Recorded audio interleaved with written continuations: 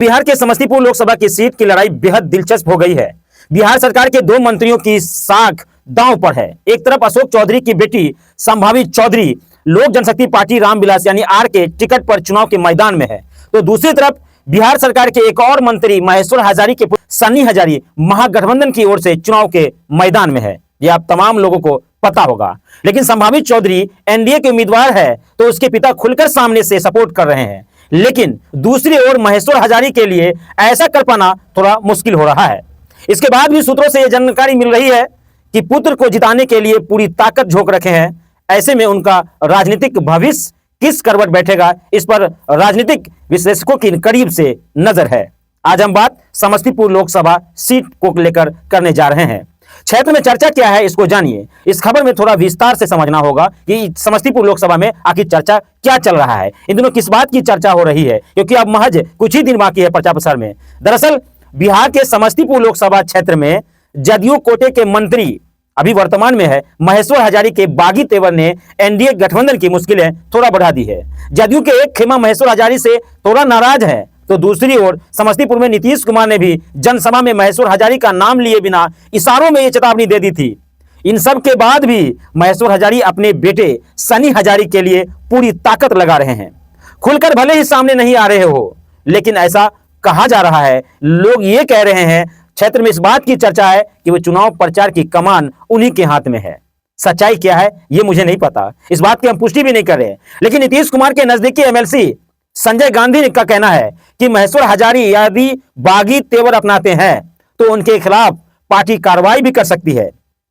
लेकिन राजनीतिक विश्लेषकों का मानना है कि महेश्वर हजारी के बेटे चुनाव जीत जाते हैं तो उनका कद और भी बढ़ सकता है, और शायद इसीलिए मेहनत भी किया जा रहा है। महेश्वर हजारी को भी यह पता जरूर होगा कि उनका जो कदम है पार्टी के अंदर उनके लिए मुश्किलें बढ़ा सकता है।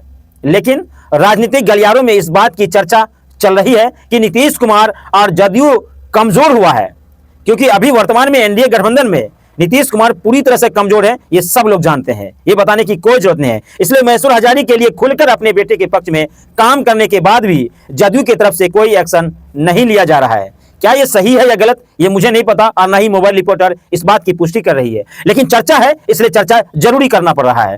दरअसल समस्तीपुर लोकसभा सीट के लिए चौथे चरण में चुनाव होना है।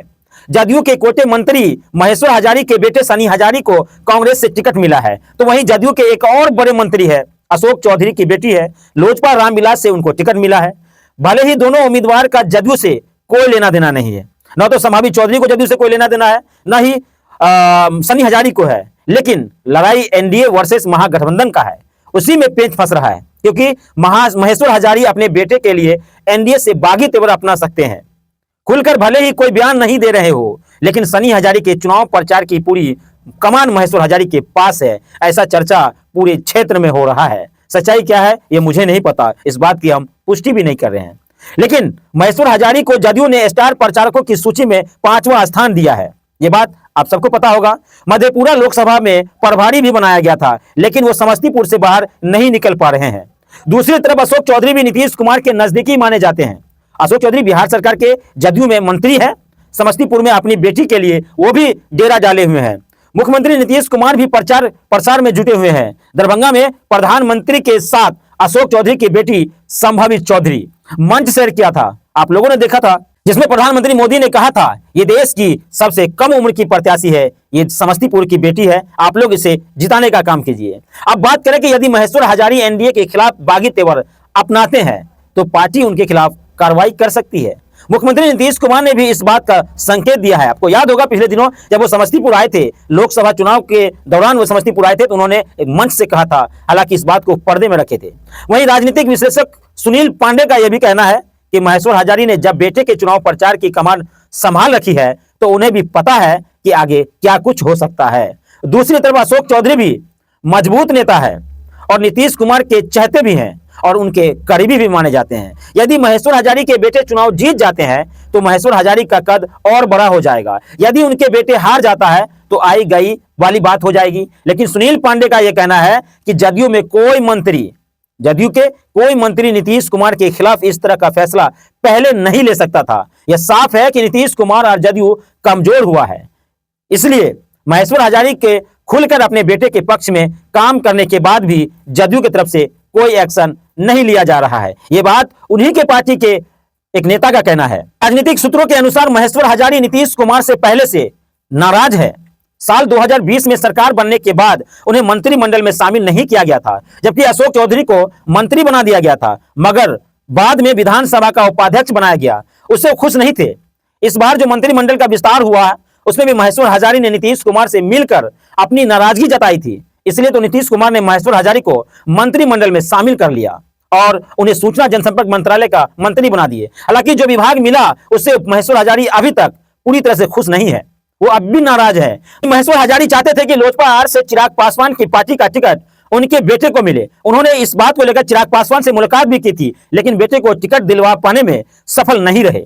दूसरी ओर अशोक चौधरी अपनी बेटी को टिकट दिलाने में सफल रहे। बताया जाता है कि महेश्वर हजारी की नाराजगी की बड़ी वजह यह भी है, महेश्वर हजारी खुलकर भले ही एनडीए के खिलाफ कुछ नहीं बोल रहे हो, लेकिन महेश्वर हजारी समस्तीपुर में उनकी मौजूदगी से ही अशोक चौधरी खेमा असहज है।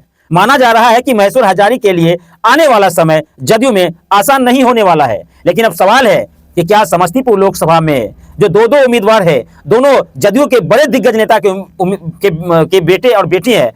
एक तरफ संभावी चौधरी अशोक चौधरी की बेटी है, तो एक तरफ सनी हजारी महेश्वर हजारी के बेटे हैं। तो क्या लग रहा है कि 13 मई को चौथे चरण में मतदान होगा? क्या होता है ये तो 4 जून को जब मतदान का पेटी खुलेगा, उसके भाग का किस्मत खुलेगा, तभी पता चलेगा कि समस्तीपुर का ताज किनके सर होता है। लेकिन ये सवाल बहुत सारे लोगों के मन में चल रहा है कि आखिरकार ये क्या गुल खिल रहा है, समस्तीपुर में हो क्या रहा है। ये बताने के लिए हम भी आप लोगों के पास आए थे।